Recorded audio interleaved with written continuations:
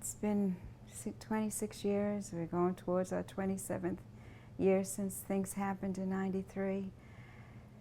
Memories of the fire always stays with us. Thoughts of the people inside and what were happening to them. Many times I've thought about the little children, the friends that we had every day, especially my own children, where they were at the time and how they were running or whatever the situation. And you keep thinking back to the horrors of it.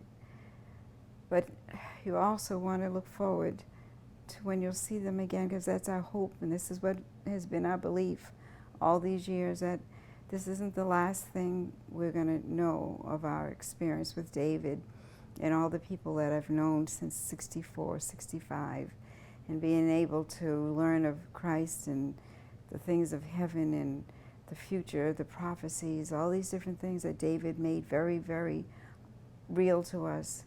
It made us every day want to be there with each other, with him, to know that the Bible was coming alive more and more every day. We learned so very much, and we have lost also so very much in not having him and the people with us all these years. But in all the years that we've been here without the family in Mount Carmel, we've gained a new family. Many wonderful people have been so kind to us and so helpful. And yet at the same time, we've been reading more about the future and the prophecies that talk about God coming and being for people who are totally ready for what's next to happen. And then there's also the study of those who aren't ready, those who haven't even understanding of what we were doing at Mount Carmel, why we were even there, why we even listened to all these different prophets from Martin Luther all the way down to David, why we thought these things were important, why we wanted to believe these things. Because once we understood there is a God, there is someone who created this whole world, who created us, then we wanted to know so much more than we could even have thought there was. And even what we know now, there's so much more. Every day we sit down, we read our Bible, and there's always something on the next page. Always something for us to say, wow, I've never seen that before. I didn't understand that. I didn't know this was even here. Look at all the time I've wasted. I've tried to ignore these different programs and taken them out of my life and turn more to just the things that reality, the things that make sense, that deal with the future and what's going to happen to us and what can happen if we don't look at the scriptures and look at the prophecies. Through the whole thing we were with David and Mount Carmel was all about prophecy and being ready and being able to accept the next things that were going to happen, whoever came into our lives. Look at the scriptures, see whether the things that he's talking about go along with what you've learned all these times, and be ready for what the next step is going to be. And pray for the people. Let them be ready. There are so many people in so many positions that are going to say, I have enough. This is all I need. I don't think this works for me. But then the day will come when they're going to be like in the time of the ark and the flood. If I had only listened, if I had only taken a few moments. But God has allowed all these things to happen so that we can know that we're not perfect. We're not the ones who are making the world go round. That there's someone much better, much stronger, much higher than we are or will ever be. And yet we've been called to be sons and daughters, and that's the most beautiful thing, to know that we can be a part of God's family. I'll ask you two questions, but the first one is, what was the purpose of what happened in 1993 with everyone dying? What was the purpose of that? Whenever we read the scriptures, there was always a place where God says, I have given nations for you. People have gone forward and have died so God's people could be more aware of their condition, that they need to get back on their knees. And when all these different situations have happened all through history, it's all to show us the futility of not knowing God, not having that desire to get on their knees and lift your hands and say, I can't do it. Do this for me. Having that peace of mind and knowing I'm not afraid. I can go forward. There is someone who's always known me before I was in my mother's womb. Those are the things that you think of, that God has created us so greatly. And when we think of how wonderfully we made, it's only for us to say, please don't let us forget, and please don't forget us. That's what we want the most of all. Okay, my second question is, what's coming in the future? What is it that people should be prepared for? Well, all the things that we know for certain, we're hoping and we're trusting is that the Holy Land is going to be opened up for God's people, and it's just going to spread out throughout the whole world. We're going to just start small and get bigger and bigger, and the whole world one day will kneel and they'll say, we confess that you are our Father and our God, and they know that they don't want it. And unfortunately, some of the people who kneel are going to be the wicked. They are the overwhelming knowledge of what they see and what they've heard. They have to acknowledge that God is who He is, and they have wasted their life on all the things that this world will throw at you, and people say, oh, I want that instead. And we want to be the people who confess and believe and bow our heads and our knees because we know it and we go forward.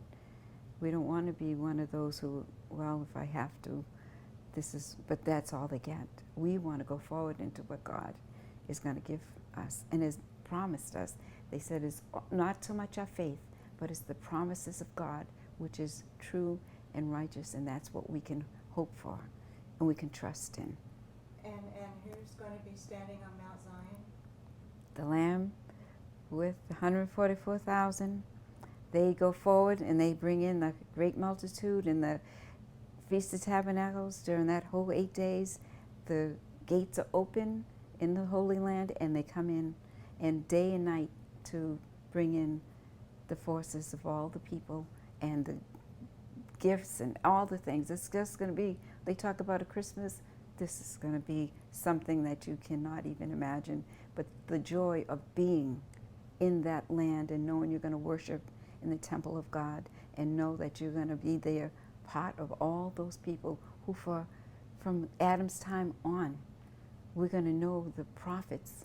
We're going to speak to these prophets. And some of them, long before everything's over, we are going to have a chance. They're coming down. Many of the chariots from heaven, 20,000 are coming down with the Lamb, and they're going to be part of the work in the end. That's the thing that I was so fascinated when I started thinking of these people way, way back in the Bible. They talk about when they were building the temple and building things, they had prophets come to help. And I said, wait a minute, maybe we're going to have the prophets come up. God's going to bring these people so we can have work done in the last days. These are the things that we haven't even had a chance to think of even years ago. But David brought it out. He brought out so many beautiful, just natural things that we would have never have thought of, except that God revealed it to him, and He revealed it to us. And so people are going to return with the Lamb? Yes. They'll be resurrected? People are going to be resurrected, but there are so many resurrections people don't realize yet. But there's even one where the good and the bad come up, just so people can see that God can give you another chance. And unfortunately, the bad people are going to still choose the same life they had before.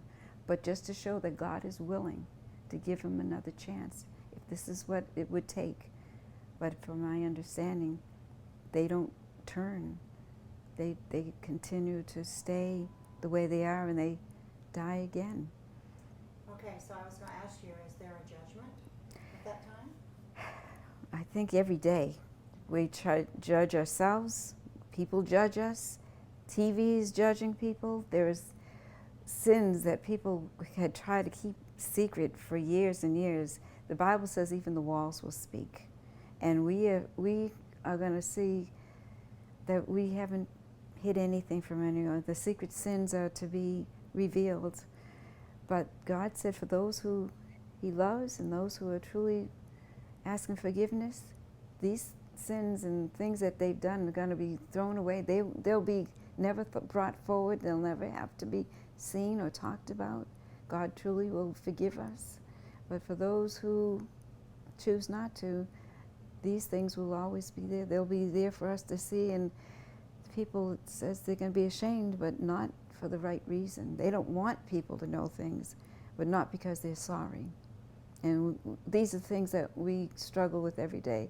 How can we live in this world and still serve God and love Him and want to be able, in spite of what everyone's doing around us, to be the people who God has called to be the chosen ones?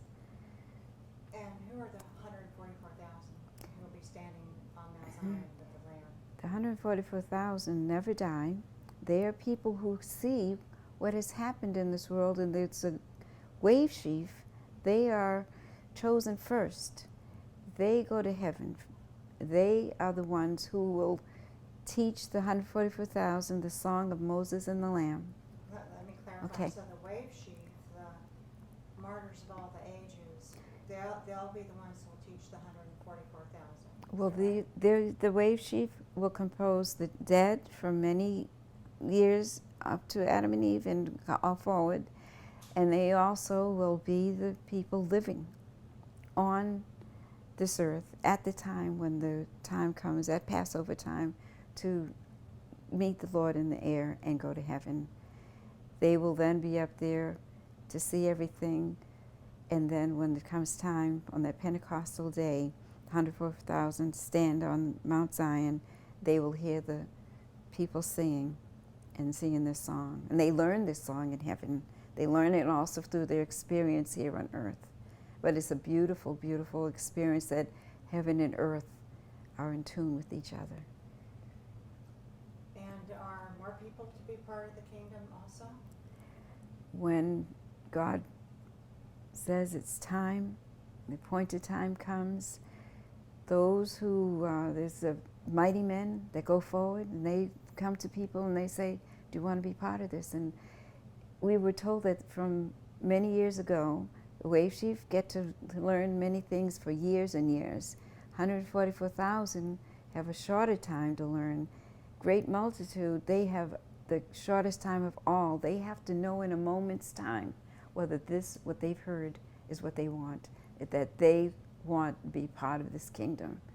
And some, David said, will come kicking and screaming, like Lot when they dragged him out.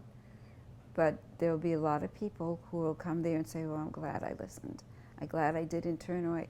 The world is set up for people to think nothing of God, nothing of this future, nothing of a thing.